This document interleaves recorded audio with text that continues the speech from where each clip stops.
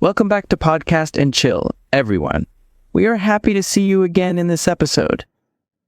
It's always fun to talk about interesting things. Today, we are talking about hobbies. I love hobbies, so Gwen, what is your favorite hobby? I love painting. It helps me relax and be creative. How about you? I enjoy playing the guitar. Because girls like it, right? It sounds romantic. Oh, well, I hope you don't get hit when performing. Hey! Anyway, let's start and find the joy in hobbies together. All right, here we go.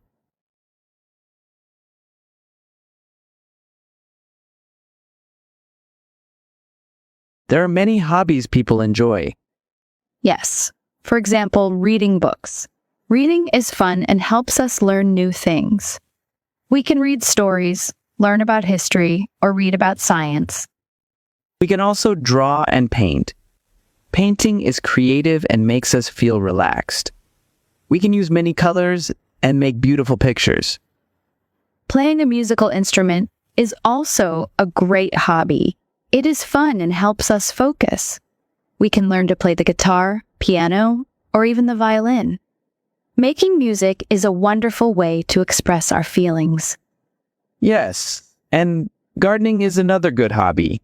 It helps us feel calm and enjoy nature.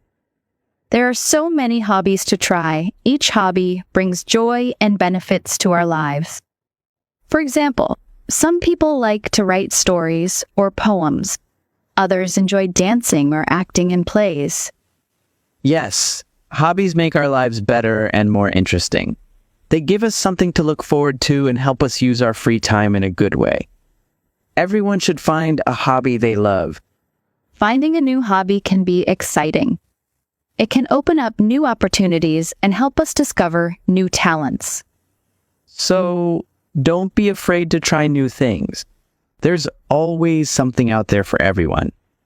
And remember, hobbies are not just for fun. They can also help us grow as people, learn new skills, and make new friends. So, let's start exploring and enjoy the many benefits of having a hobby. Let's talk more about how to find a new hobby. Sometimes people want to try something new, but don't know where to start. That's a good question. It's important to explore different activities to see what truly interests us. Absolutely. So, Gwen, what's the first step in finding a new hobby? The first step is to think about what you enjoy and what interests you. Make a list of things you like or are curious about. For example, if you like being outdoors, maybe try hiking or gardening. If you enjoy being creative, try painting or playing a musical instrument. Yes, and once you have a list, start trying out different activities. Don't be afraid to step out of your comfort zone. You might find something you really love. Exactly. Trying new things can be so exciting. You never know what might become your next passion. How about taking a class or joining a group? That's a very effective method, Leo. Taking a class can help you learn the basics and meet people who share the same interest. For instance, if you want to learn to cook, sign up for a cooking class. And joining a group or community can be really helpful. Yes, you can learn from others' experiences. And it's also a great way to make new friends. Social interaction is an important part of enjoying a hobby. Totally agree. And remember, it's okay if you try something and don't like it. That's part of the process. Just keep exploring until you find what makes you happy. Sometimes it takes a few tries to find the right fit. So, Gwen, have you ever found a hobby you love by trying something new? Yes, I once took a pottery class out of curiosity and ended up really enjoying it. It was different from my usual activities and quite relaxing. For me, I discovered my love for photography by just picking up a camera one day and experimenting. Now, it's one of my favorite hobbies. Indeed. Finding a new hobby is all about enjoying the process and discovering new things about yourself. All right, Gwen, we've talked about finding new hobbies. But what about balancing hobbies with our daily lives? The key is time management. First, we need to prioritize our tasks and activities. Make a list of what needs to be done and what can wait. Writing things down can really help us see where our time goes. Yes, and once we have a clear view of our schedule, we can allocate specific time slots for our hobbies. For example, if you enjoy reading, set aside 30 minutes before bed every night. That sounds doable. Even small time slots can make a big difference. I like to play the guitar for 15 minutes during my lunch break. It refreshes my mind. That's a good strategy, Leo. Another tip is to combine hobbies with daily activities. For instance, if you enjoy listening to podcasts, do it while commuting or exercising. Great point, Gwen. Multitasking can be really effective. And how about setting goals? Like finishing a book by the end of the month or learning a new song on the guitar each week. Setting achievable goals can keep us motivated. It gives us something to work towards and helps us stay committed to our hobbies. Absolutely. And remember, it's okay to say no sometimes. If you're too busy, don't take on extra tasks that will eat into your hobby time. Hobbies should be fun, not another source of stress. Precisely. It's about finding a balance. Hobbies should enhance our lives, not complicate them. Take breaks when needed and don't push yourself too hard. Hobby, meaning an activity done regularly in one's leisure time for pleasure. Example, gardening is a popular hobby that many people enjoy. Instrument, meaning a tool or device used to produce musical sounds. Example, learning to play a musical instrument like the piano can be very rewarding. Relax, meaning free from tension and anxiety. Example, after painting, I feel very relaxed and happy. Discover, meaning to find something new or learn something for the first time. Example, I discovered a new hobby when I tried pottery. Balance, meaning when things are equal or fair, not too much of one thing and not too little of another. Example, it's important to balance work and hobbies to lead a fulfilling life. What hobbies are mentioned in the conversation and what are their benefits? The hobbies mentioned include reading books, drawing, playing musical instruments, gardening, writing stories, dancing, and acting. They help with learning, relaxation, focus, feeling calm, and enjoying nature. Hobbies make life more interesting, allow us to discover new talents, and support personal growth. What suggestions does Gwen give for finding a new hobby, and how are they helpful? Gwen suggests thinking about your interests, making a list, trying different activities, and joining a class or group. These suggestions help explore new hobbies, learn new skills, and make friends.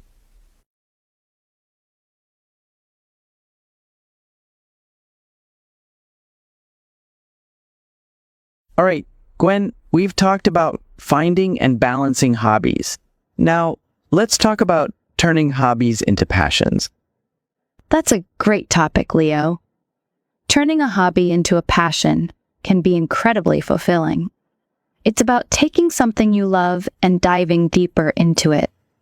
Absolutely. So, Gwen, how can someone turn their hobby into a passion? The first step is to dedicate time and effort to your hobby. Consistency is key.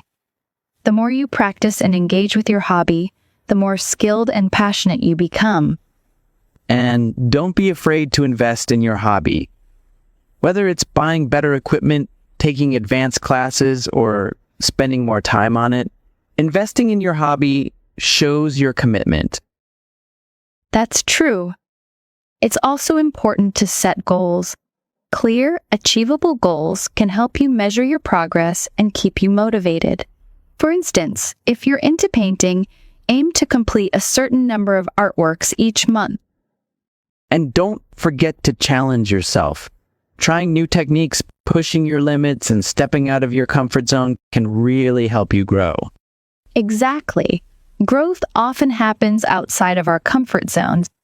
Another tip is to connect with others who share your passion. Join clubs, online forums, or attend events. Networking can provide support and inspiration. Speaking of connecting with others, sharing your hobby with the world can also turn it into a passion. Start a blog, create a YouTube channel, or use social media to showcase your work. Yes, sharing your passion can also open up opportunities for feedback and collaboration, which can further enhance your skills and enthusiasm. And who knows, your passion might even turn into a career. There are many examples of people who have done just that. Steve Jobs, who turned his passion for technology into the globally influential company Apple.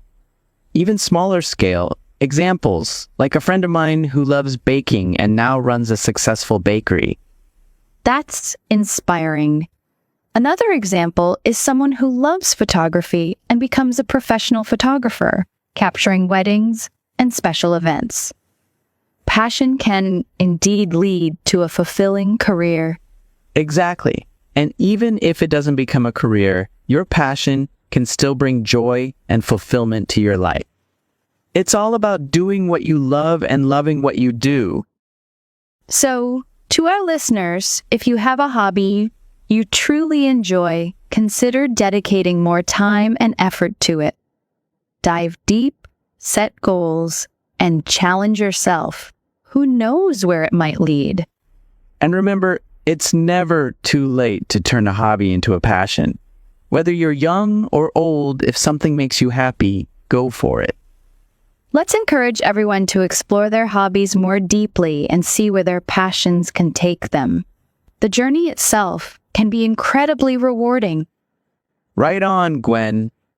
So, listeners, go ahead and take that hobby to the next level.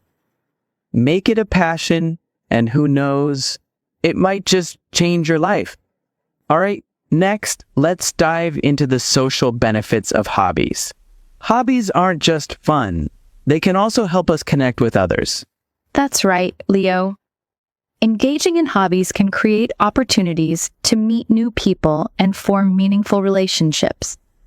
Exactly. So, Gwen, what are some ways hobbies can help us connect with others? One way is by joining clubs or groups related to your hobby. For instance, if you enjoy reading, you can join a book club where members discuss their favorite books. Yes. Or if you love playing sports, joining a local team or league can be a great way to meet people and make new friends. Another way is by participating in community events or workshops. These activities allow you to learn and share your passion with others who have similar interests. Absolutely. And competitions or contests are also great. Whether it's a cooking contest, a chess tournament, or an art show, these events bring people together and create a sense of community. Correct, Leo. And these shared experiences often lead to strong bonds and lasting friendships. When people come together over a common interest, it creates a foundation for deeper connections. Speaking of which, I have a friend who met his best friend at a guitar class. They started jamming together and now they even perform at local cafes. That's a wonderful example, Leo. I've also seen people form close friendships through volunteer groups, where they share a passion for helping others while building strong social ties. Another great thing about hobbies is that they can bridge generational gaps. For example, I love seeing kids and their grandparents bonding over gardening or playing board games together. Indeed, hobbies can bring together people of different ages, backgrounds, and cultures. They create a space where everyone feels included and valued. And let's not forget the online communities. With the internet, It's easier than ever to connect with people who share your interests, no matter where they are in the world. Yes, online forums, social media groups, and virtual events can provide support, advice, and camaraderie, even if you can't meet in person. To our listeners, if you're looking to make new friends or strengthen existing relationships, consider diving into a hobby. It's a fun and rewarding way to connect with others. Fulfilling, meaning making you feel happy and satisfied because you are doing something important or useful. Example, volunteering at the shelter was a fulfilling experience for her. Camaraderie, meaning a feeling of good friendship and trust among a group of people. Example, the camaraderie among the teammates was evident during their victory celebration. Passion, meaning a strong and barely controllable emotion or enthusiasm for something. Example, her passion for painting is evident in her beautiful artwork. Community, meaning a group of people living in the same place or having a particular characteristic in common. Example, joining a club can help you feel like part of a community. Connect, meaning bring together or into contact so that a real or notional link is established. Example, social media allows people to connect with friends and family easily. What are some steps mentioned for turning a hobby into a passion? To turn a hobby into a passion, you should spend time on it regularly and practice a lot. Set goals for yourself and try new things to get better. You can also buy better tools or take classes to improve. Sharing your hobby with others online and connecting with people who like the same things can also help make your hobby a passion. How can hobbies help people connect with others and form meaningful relationships? Hobbies can help you meet new people by joining clubs or teams, going to events, or entering contests. These activities let you make friends and feel part of a community. Hobbies can also bring together people of different ages and backgrounds. Online groups make it easy to find others who like the same hobbies, no matter where they live. We hope our listeners are inspired to dive into their hobbies, Or even discover new ones. Remember, it's all about having fun and finding joy in what you do. Exactly. Thank you for joining us on this episode of Podcast and Chill. We hope you found our discussion helpful and motivating. And if you enjoyed this episode, don't forget to subscribe, rate, and leave us a review. We love hearing your feedback. Yes, and feel free to share your own hobby experiences with us. We'd love to hear your stories and maybe even share them in a future episode. Until next time, keep exploring, keep learning, And most importantly, keep having fun with your hobbies. Goodbye, everyone.